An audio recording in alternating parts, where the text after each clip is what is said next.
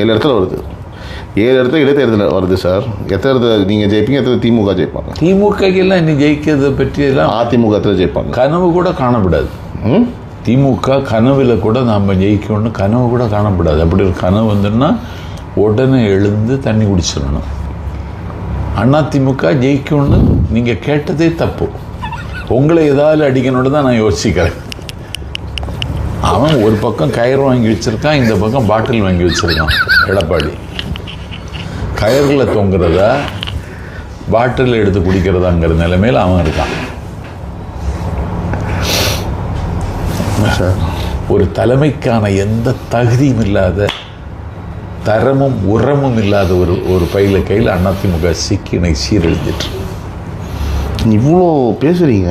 ஆமாம், ஸ்டாலின் வந்து ஆட்சி கவலை போதுன்னு சொல்கிறாரு. உங்கள் ஆட்சி அவர் தான் சொன்னார், சொல்லிகிட்டே இருக்கு.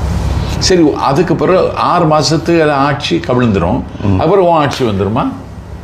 அதெல்லாம் அர்த்தம் எப்படி வரும்? எல்லாருமே சேர்ந்து நிற்பாங்க. அதிமுக, திமுக, மிச்சமே இருக்க எல்லா கட்சியும் சேர்ந்து நின்று உங்களை தோக்கடிச்சாங்கன்னா அதிமுக திமுகவும் சேர்ந்தா இதை வீழ்த்திட முடியுமா? ஒன்று சொல்கிறேங்களுங்க, 26 கட்சி கூட்டணி, 200 சாதி கிழக்களின் ஆதரவு, கிட்டத்தட்ட 20,000 கோடி ரூபாய் செலவு. இந்த பணத்தை வச்சுட்டு என்னால் கரை சேர முடியல. இந்த 24% 25% மாற்றுறதுக்கு ஒன்று ஏதாவது திட்டம் இருக்கான்னு சொல்லு. 7 தொகுதியிலே நாங்கள் ஜெயிப்போம். ஸ்டாலின் திரும்ப நின்னாருன்னா என்ன பண்ணுவீங்க? திரும்ப நின்னாருன்னா டெபாசிட் இழக்க வைப்போம். டெபாசிட் இழக்க வைப்போம்.